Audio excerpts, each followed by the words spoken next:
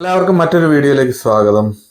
നമ്മളിപ്പോൾ നമ്മുടെ Cambridge B root ബസ്സിൽ യാത്ര ചെയ്ത് കേംബ്രിഡ്ജ് സ്റ്റേഷനിൽ എത്തുന്നവരെയായിരുന്നു നമ്മൾ കഴിഞ്ഞ വീഡിയോ ചെയ്തത്. ഇവിടുത്തെ ഈ കേംബ്രിഡ്ജ് എന്ന് പറഞ്ഞ നമ്മളൊക്കെ കേരളത്തിൽ നമ്മൾ കേട്ടിട്ടുള്ളത് കേംബ്രിഡ്ജ് എന്ന് പറഞ്ഞു കഴിഞ്ഞാൽ യൂണിവേഴ്സിറ്റികളുടെ തലസ്ഥാനമായിട്ട് വേണമെങ്കിൽ ചിന്തിക്കാം. ഓക്സ്ഫോർഡ് യൂണിവേഴ്സിറ്റി, കേംബ്രിഡ്ജ് യൂണിവേഴ്സിറ്റി, അങ്ങനെയൊക്കെയാണല്ലോ നമ്മൾ കേട്ടിട്ടുള്ളത് നാട്ടിൽ. അപ്പോൾ കേംബ്രിഡ്ജ് എന്ന് പറഞ്ഞു കഴിഞ്ഞാൽ യൂണിവേഴ്സിറ്റികളുടെ നഗരം തന്നെയാണ്. അപ്പോൾ അതിനെക്കുറിച്ചിട്ടൊക്കെയാണ് ഇന്ന് നമ്മൾ കേംബ്രിഡ്ജ് യൂണിവേഴ്സിറ്റി നഗരങ്ങളുടെ ഒരു കോർണർ, ഒരു കുഞ്ഞു ഭാഗം. ബിക്കോസ് നമുക്ക് കൂടുതൽ സമയമൊന്നും ഉണ്ടായിരുന്നില്ല അന്ന് പോയപ്പോഴേ. രാവിലെ നമ്മൾ പോയി ഉച്ചയ്ക്ക് 3:15 നമ്മൾ സ്കൂളിൽ മക്കളെ തിരിച്ചു വിളിക്കേണ്ടതായിട്ടുണ്ട്. അപ്പോൾ ആ ഒരു ഇടയിൽ സ്കൂളിൽ ഇവരെ വിട്ടതിന് ശേഷം നമ്മൾ യാത്ര ചെയ്തു. അവിടെ ചെന്ന് അവിടുത്തെ നഗരങ്ങളിൽക്കിടെ ചെറുതായിട്ടൊന്ന് റൗണ്ട് അടിച്ചു, തിരിച്ചു പോന്നു. അപ്പൊ ആ നഗര ആസൂത്രണങ്ങളും അതുപോലെ തന്നെ കേംബ്രിഡ്ജ് എന്ന് പറഞ്ഞു കഴിഞ്ഞാൽ എന്തൊക്കെയാണ് അവിടെ ഉള്ളത്, അതുപോലെ തന്നെ അവിടുത്തെ ഓരോ യൂണിവേഴ്സിറ്റികളുടെയൊക്കെ ആ ഒരു മേക്കിങ്ങും ഒക്കെ ഒന്ന് നിങ്ങൾക്ക് ഷെയർ ചെയ്യാമെന്ന് കരുതിയിട്ടാണ് ഇന്നത്തെ ഈ വീഡിയോ. അപ്പൊ നമുക്ക് കേംബ്രിഡ്ജ് യൂണിവേഴ്സിറ്റിയുടെ കേംബ്രിഡ്ജ് നഗരത്തിൽ നടക്കുന്നത് എന്തൊക്കെയുള്ള ഒരു ചെറിയൊരു വീഡിയോ അത് നമുക്ക് കണ്ടുകളയാം. കേംബ്രിഡ്ജ് നഗരം ഒത്തിരി പഴക്കമുള്ള നഗരമാണ്. ഇവരുടെ യൂണിവേഴ്സിറ്റികൾ ഈ UK അല്ലെങ്കിൽ യൂറോപ്പിലെ ഓരോ ചരിത്രപ്രസിദ്ധമായ നഗരങ്ങൾക്കും നമുക്ക് പറയാവുന്നതെന്ന് വെച്ചാൽ വിദ്യാഭ്യാസം നമ്മുടെ നാട്ടിനെ വെച്ചിട്ട് കമ്പയർ ചെയ്ത് സംസാരിക്കുകയാണെങ്കിൽ ഇവിടെ യൂണിവേഴ്സിറ്റികളുണ്ട്. ഈ യൂണിവേഴ്സിറ്റികളിൽ പഠിക്കാൻ വിദ്യാർത്ഥികളുണ്ട്. ഈ വിദ്യാർത്ഥികളായിട്ട് വരുന്നത് മുഴുവൻ ഇന്റർനാഷണൽ സ്റ്റുഡൻസ് ആണ്. ഇവിടെ ഉള്ളവർ മാത്രം പഠിക്കാനാണെങ്കിൽ ഇത്രയധികം സ്കൂളുകളോ യൂണിവേഴ്സിറ്റികളോ ലാബുകളോ എന്താ പറയണേ മ്യൂസിയങ്ങളോ ഒന്നും അവർക്ക് ആവശ്യമില്ല. അപ്പോൾ ഇന്റർനാഷണൽ സ്റ്റുഡൻസ് അവരുടെ പൈസ, അവരുടെ ഫീസ്, അങ്ങനെ അതൊക്കെ മുൻനിർത്തി കണ്ടുകൊണ്ട് തന്നെയാണ് ഓരോ കാര്യങ്ങളും ഇവിടെ ചെയ്തു വെച്ചിരിക്കുന്നത്. അവർക്കുള്ള താമസ സൗകര്യങ്ങൾ അറേഞ്ച് ചെയ്യാനും അതുപോലെ തന്നെ ഒരു നഗരത്തിൽ വേണ്ട സകല സെറ്റപ്പും ചെയ്തിട്ടുണ്ട്. എല്ലാം നമുക്ക് കാണാവുന്നതാണ്. ബിൽഡിംഗ് കൺസ്ട്രക്ഷൻ എന്ന് പറഞ്ഞു കഴിഞ്ഞാൽ ഒരു 10, 100, 200 കൊല്ലം അഡ്വാൻസ് ചെയ്ത് കണ്ടിട്ടാണ് ഓരോ നഗര ആസൂത്രണവും അവർ ചെയ്തേക്കണം കേട്ടോ. ജീവിതത്തിനെ എത്രത്തോളം സൗമ്യമാക്കാൻ പറ്റുമോ, എത്രത്തോളം ലളിതമാക്കാൻ പറ്റുമോ എന്ന് എന്തെല്ലാം ടെക്നോളജികൾ ഉപയോഗിച്ച് നമുക്ക് അതെല്ലാം ചെയ്യാൻ ഒക്കുമോ അതെല്ലാം ഈ നഗരങ്ങളിൽ എല്ലാത്തിലും സെറ്റ് ചെയ്ത് വെച്ചിട്ടുണ്ട്. അത് തന്നെയാണ് ഇവരുടെ നമ്പർ 1 ക്വാളിറ്റി. ഞാനൊക്കെ ആദ്യത്തെ തവണ വന്നപ്പോ ഈ സംഭവങ്ങളൊക്കെ, ഈ ബിൽഡിങ്ങുകളൊക്കെ വല്ല പള്ളികളോ അങ്ങനെയൊക്കെയാ കരുതിയത്. പക്ഷെ ഇവിടുത്തെ ഈ ഒരു ബിൽഡിംഗ് കൺസ്ട്രക്ഷൻ ഉണ്ടല്ലോ, ഈ കേംബ്രിഡ്ജ് എന്ന് പറഞ്ഞ ഏരിയ, ഇപ്പൊ ഈ കാണുന്നത് നമ്മൾ വിചാരിക്കും നമ്മളൊരു മ്യൂസിയത്തിലേക്ക് കയറുന്ന ഒരു പ്രതീതിയാണ് ഈ കാണുന്ന ഒരു കെട്ടിടം. ഈ ഒരു കെട്ടിടത്തിന്റെ അടുത്തേക്ക് എല്ലാവരും ചൈനീസ് യാത്രക്കാരാണ് അധികമായിട്ട് ഉണ്ടായിരുന്നത് കേട്ടോ. ഞാനും കൂട്ടുകാരന്മാരൊക്കെ വിചാരിച്ച് ഗേറ്റിങ് വല്ല ബിരിയാണിയും കൊടുക്കണയാണോ ഇത്രയധികം തിരക്കെന്താന്ന് കരുതിയിട്ട് ഞങ്ങളവിടെ ചെന്ന് നോക്കിയപ്പോൾ എന്താ സംഭവം എന്ന് വെച്ച് കഴിഞ്ഞാൽ ഇതൊരു ലൈബ്രറിയാണ് ഈ കാണുന്നത്. ട്രിനിറ്റി കോളേജ് എന്ന് പറഞ്ഞിട്ട് കേംബ്രിഡ്ജ്, ട്രിനിറ്റി ഫേമസ് കോളേജ് ആണെന്നാണ് എനിക്ക് തോന്നുന്നത്. എത്രയോ വർഷങ്ങൾക്ക് മുമ്പുള്ള എന്ന് പറഞ്ഞാൽ ഒരു ബോർഡൊക്കെ എഴുതി വെച്ചിട്ടുണ്ട്. അതൊന്നും നമ്മൾ വായിച്ചു പഠിച്ചിട്ട് നമുക്ക് വേറെ PSC പരീക്ഷയൊന്നും ഇല്ലാത്തതുകൊണ്ട് അതിനെക്കുറിച്ചൊന്നും ഞങ്ങൾ ചിന്തിച്ചില്ല. ഞങ്ങൾ ജസ്റ്റ് അവിടെ പോയി നിന്ന് നോക്കി. അപ്പോൾ മനസ്സിലാക്കിയതാണ് ഈ ഒരു വലിയൊരു സ്കൂളിന്റെ അകത്തേക്ക് കയറാനുള്ള കവാടം എന്ന് പറഞ്ഞാൽ ഈ ഒരു കുഞ്ഞു കവാടാണ്. ഇതിൽ കൂടെ എല്ലാവരും സ്കാനറിൽ കൂടെ കയറിയിട്ട് വേണം ഓഫീസിന്റെ അകത്തേക്ക്, ഈ ഒരു ഡോർ വഴിയാണ് അകത്തേക്ക് പോകുന്നത്. അപ്പോൾ ഈ അത്രയും വലിയൊരു സ്ഥലത്തേക്ക് ആര് പ്രവേശിച്ചാലും ഇങ്ങനെ ഒരു കുഞ്ഞ് സ്കാനറിൽ കൂടെ കയറി അവരുടെ സുരക്ഷിതമൊക്കെ ഉറപ്പുവരുത്താൻ വേണ്ടിയിട്ടാണ് ഓരോ കോളേജുകളുടെയും എൻട്രൻസ് ഇങ്ങനെയാണ്. ഇത്രയും അധികം വലിയൊരു കെട്ടിടം, ഈ ഒരു വലിയ കെട്ടിടത്തിലേക്ക് പ്രവേശിക്കാനായിട്ടൊരു കുഞ്ഞു ഡോറ്. അങ്ങനെയാണ് ഇവരുടെ ഓരോ നിർമ്മിതികളും. ഇപ്പൊ ഈ കാണുന്ന ബിൽഡിംഗ് നമ്മൾ വിചാരിക്കും ഏതെങ്കിലും ഒരു പള്ളിയോ അല്ലെങ്കിൽ ഒരു സ്മാരകം എന്തൊക്കെയല്ലേ ആയിരിക്കും. അതൊന്നുമല്ല, മ്യൂസിയങ്ങളും അതുപോലെ തന്നെ കോളേജുകളും. ഇത് കോളേജാണ്. അപ്പോൾ ഈ കോളേജിൽ പഠിക്കാനായിട്ട് 100, 200, 500 പിള്ളേരുണ്ടെങ്കിൽ ആ 500 പിള്ളേർക്കുള്ള അക്കോമഡേഷൻ, 500 പിള്ളേർക്കുള്ള ഫുഡിന്റെ കാര്യങ്ങൾ, ഇതിനൊക്കെ വേണ്ടിയിട്ടാണ് ബിസിനസ് ഒഴുകുകയാണ് അങ്ങോട്ടേക്ക്. എല്ലായിടത്തും നമ്മൾ പോകുമ്പോൾ കാണുന്ന ഒരു സംഭവമാണ് വൃത്തിയുള്ള നഗരങ്ങൾ. ഈ വൃത്തിയുള്ള നഗരത്തിൽ നമുക്ക് മാപ്പ് പോലെ അവര് ഓരോ ഏരിയകളിലും ആ സറൗണ്ടിങ്ങിലുള്ള ബിൽഡിങ്ങുകളെ കുറിച്ചിട്ടുള്ള ഒരു ഡീറ്റെയിൽസ് എൻഗ്രേവ് ചെയ്ത് വെച്ചിട്ടുണ്ടാവും. അതുപോലെ തന്നെ അതിന്റെ പ്ലാനുകൾ സെറ്റ് ചെയ്ത് വെച്ചിട്ടുണ്ടാവും.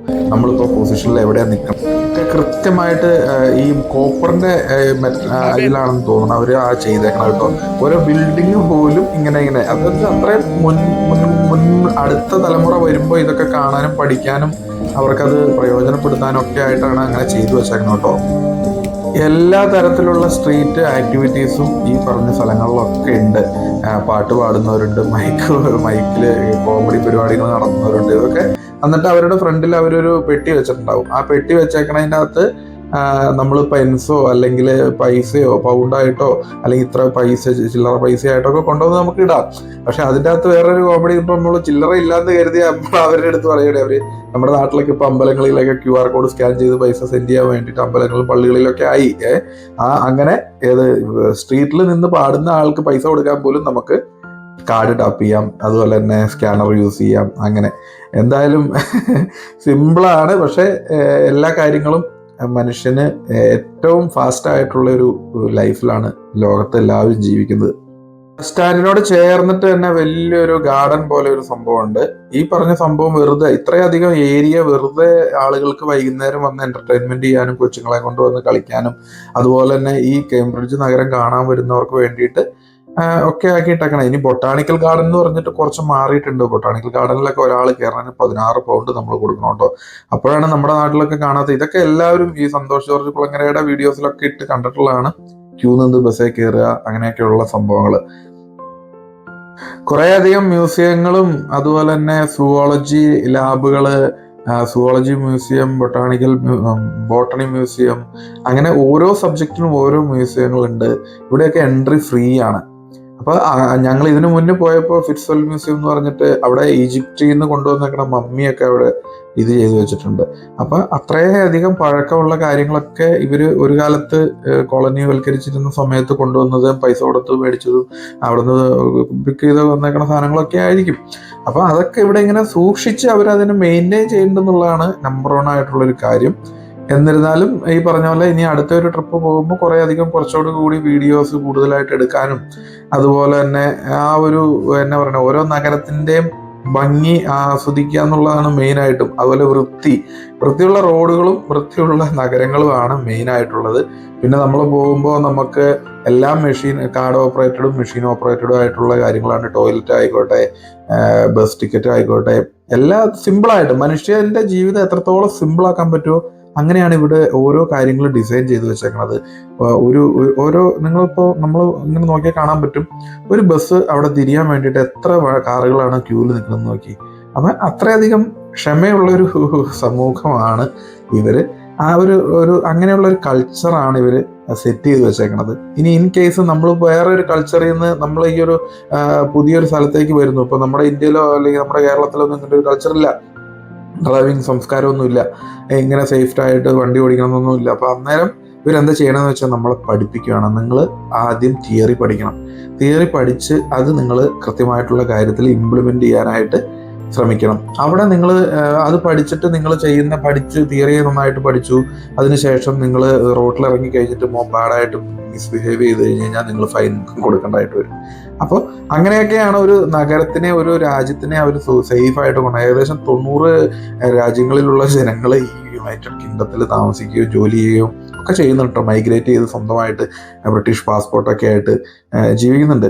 അപ്പോൾ അതൊക്കെ കാണുമ്പോഴും കേൾക്കുമ്പോഴും ഓരോ ദിവസം കഴിയും തോറും അത്ഭുതങ്ങൾ തന്നെയാണ് ഈ യൂറോപ്യൻ രാജ്യങ്ങളെല്ലാം.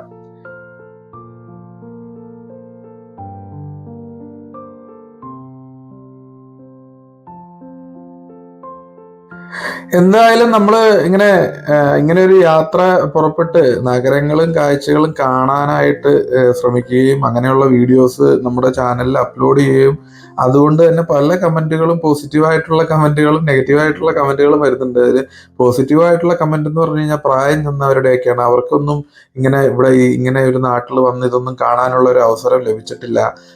അപ്പൊ അങ്ങനെ ചെയ്യുന്നതിന് വളരെയധികം നന്ദിയുണ്ട് എന്നൊക്കെ പറഞ്ഞിട്ട് ഒത്തിരിയധികം കമന്റുകൾ കിട്ടുന്നുണ്ട്. അതുപോലെ തന്നെ അതേ നാണയത്തിന്റെ ബാക്ക് സൈഡിൽ നിന്നുള്ള പോലെ തന്നെ നമ്മൾ മലയാളികൾ നീ ഇതൊന്നും കണ്ടിട്ടില്ലേ, നീ ഒരു വീഡിയോക്കാരെന്നുള്ള രീതിയിലൊക്കെ കമന്റ് ഇടുന്നുണ്ട് കേട്ടോ.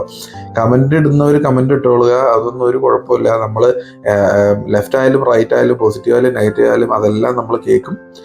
എന്തായാലും ഈ ഒരു ചാനലും ഈ ഒരു വീഡിയോ രീതികളും നമ്മൾ നിർത്താൻ ഉദ്ദേശിച്ചിട്ടില്ല. നിങ്ങൾ ഇതുവരെ തന്നിരിക്കുന്ന സപ്പോർട്ടുകൾക്ക് എല്ലാത്തിനും നന്ദി.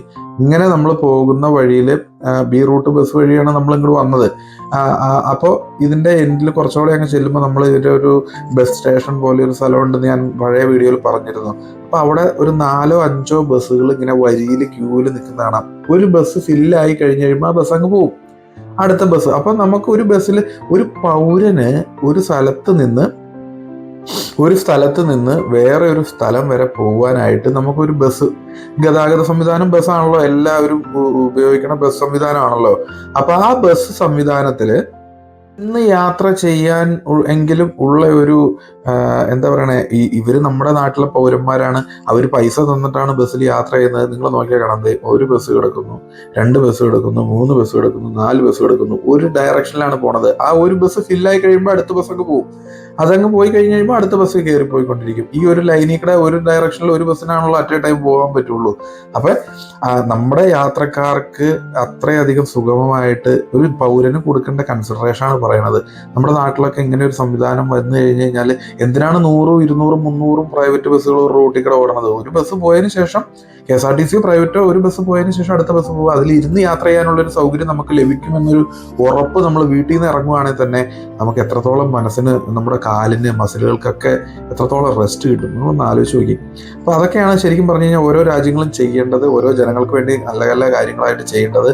എന്നാലും മറ്റൊരു വിശേഷവും മറ്റൊരു വീഡിയോയുമായിട്ട് വീണ്ടും കാണാം. അതുവരെ എല്ലാവരോടും ബൈ. നമ്മുടെ ചാനൽ സബ്സ്ക്രൈബ് ചെയ്തില്ലെങ്കിൽ അതൊന്ന് സബ്സ്ക്രൈബ് ചെയ്ത് കഴിഞ്ഞാൽ ഇതുപോലെയുള്ള പുതിയ പുതിയ വീഡിയോസ് വരും, അപ്ലോഡ് ചെയ്യുമ്പോൾ കാണാം എന്നുള്ള കാര്യം ഒന്നുകൂടി ഓർമ്മപ്പെടുത്തുന്നു. ഇതുവരെ ചെയ്ത സപ്പോർട്ടുകൾക്ക്